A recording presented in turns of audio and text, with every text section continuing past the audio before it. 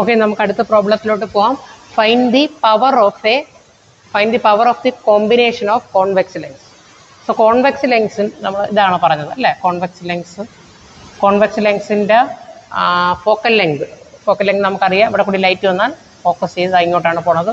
So F1-ൻ്റെ answer പറഞ്ഞിരിക്കുന്നത് plus ആണ്, 10 centimetre. ഇനി അടുത്ത കോൺകേവ് ലെങ്സ് ഇതാ ഇങ്ങനെയാണ് ഇരിക്കുന്നത്.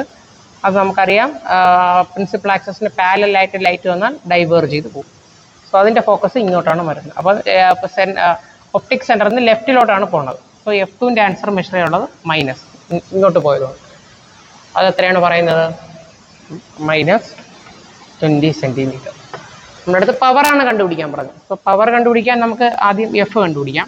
സോ 1/F എഴുതാം. 1/F1 + 1/F2 എഴുതാം.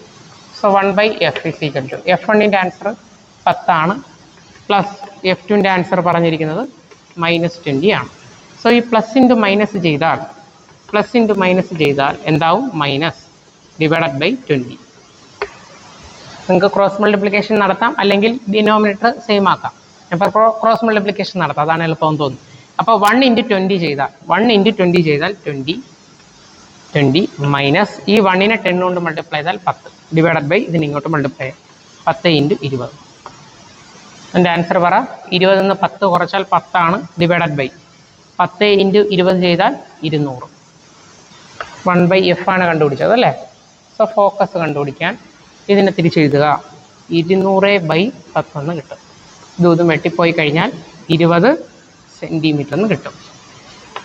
ഈ സെൻറ്റിമീറ്ററിനെ എന്തിലോട്ട് മാറ്റുക? മീറ്ററിലോട്ട് മാറ്റുക. സോ 20/100 ഇത്രയും മീറ്ററാണ്. അപ്പോൾ ആൻസർ നമുക്ക് കിട്ടും 0.2. പവർ കണ്ടുപിടിക്കാൻ അതിൻ്റെ റെസിപ്രോക്കൽ എടുക്കുക. Power = 1/F. So P = 1/0.2. ഇത് കാൽക്കുലേറ്ററിൽ അടിക്കുക. ആൻസർ നിങ്ങൾക്ക് കിട്ടുന്നത് 5. പവറിൻ്റെ യൂണിറ്റ് ഡയോപ്റ്ററാണ്. എളുപ്പമല്ലേ? അപ്പോൾ കൃത്യമായിട്ട് പഠിക്കുക. എല്ലാവരും കൃത്യമായിട്ട് എഴുതി. ഈ ക്വസ്റ്റ്യൻസ് കാണുമ്പോൾ എളുപ്പമാണെന്ന് തോന്നും. എഴുതി പഠിക്കുക. All the best.